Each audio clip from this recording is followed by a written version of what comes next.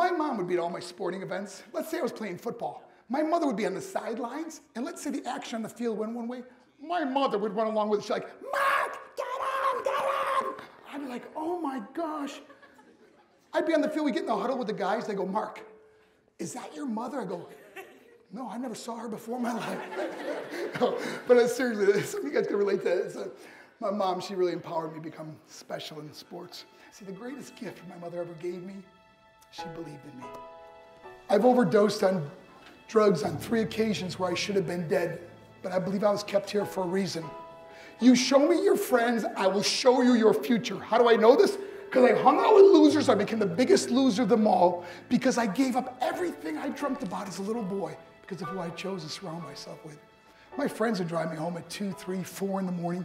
We'd be drunk and high in the car. We'd pull up in front of my house. My buddies would go, Mark, the light's on. I go, oh man, my mother's up. See, my mom wouldn't go to bed until she knew her son was still alive. I'd walk in, she'd say, hi Mark, how was your night? I go, it's good, Mom, I'm just gonna go to bed. She goes, can I talk to you just for a minute? I go, Mom, I'm tired, I'm just gonna go to bed. She goes, Mark, I haven't seen you all day and all night. Can I please talk to you? I go, man, just leave me alone. You bug me. I'd slam my bedroom door on the one person who believed in me. I was on a worldwide tour and I was wrestling overseas in Japan. After my wrestling match, I went upstairs to my hotel and I fell asleep. There was a knock at my door at 3 o'clock in the morning. I got out of bed, I looked through the safety window of the hotel door, and I could see it was a Japanese promoter, so I opened the door and he said, Mark, you need to call home, there's been an emergency. So I got on the hotel room phone, I called back to the United States, I said, hey, what's going on? He said, Mark, I don't know how to tell you this. I go, just tell me what happened. All of a sudden they started crying, they go, Mark, I can't tell you, just say it. I said, Mark, your mother died. I just threw the phone down. I ran out of my hotel room. I took the elevator to the lobby. When the doors opened up, I just ran out into the street. And I remember looking up and just saying, Mom, I am so sorry. I flew home for her funeral and I was so nervous to walk up to her casket. So I just stood way in the back. I remember just kept thinking to myself, I'm like, Mom, please wake up. Please get up. And then I finally got the nerve to walk up to her, and she was so beautiful. She was dressed in white. I mean, she looked like an angel. I said, Mom, you are my hero. Everything I am, everything I hope to be was because of you. You loved me so much. You gave me a life. You worked 2 jobs. You're the only one that ever believed in me.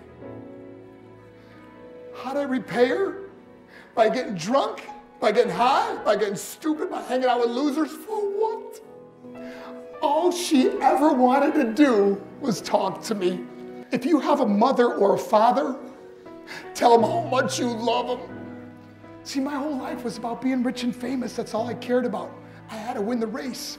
I had to win the race at the expense of my marriage, my family, my friends, for what? To be all alone in this world? That's not how it's intended to be. Life is not about winning the race. Life is about finishing the race, and how many people we can all help finish this race. How we can start being kinder to each other. How we can help the students that are going through adversity right now.